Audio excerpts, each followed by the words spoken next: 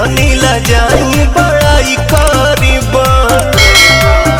अरे राजा नहीं नैहर में लइकन के पहिला पसंद, हे जी जानी ला जाई बड़ाई करीबा। ना होखे कंट्रोल जाई मान राउर डोल, और देखो ते ही प्यार होके जागे।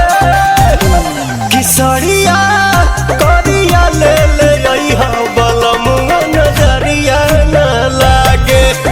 सरिया करिया ले ले अइहा बलमुआ नजरिया न लागे।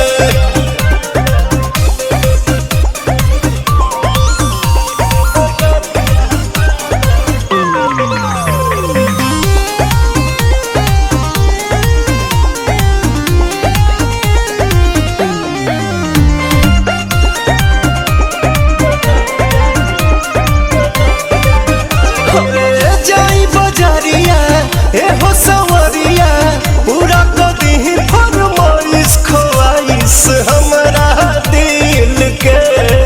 राजा जी बुझी फील के, जब पारे पिया नैन रउआ हो जाई बेचैन, बैठवले रही अपना आगे। किसरिया करिया ले ले अइहा बलमुआ नजरिया न लागे। सरिया करिया ले ले अइहा बलमुआ नजरिया न लागे।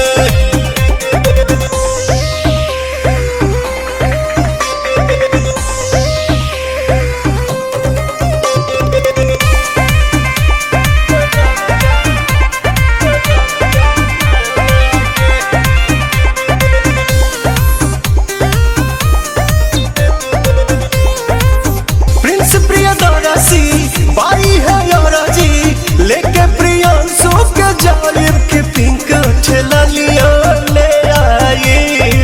पिया न चिड़िया भुलाई, प्यार करम हर दिन पवन हो जाए मलिन।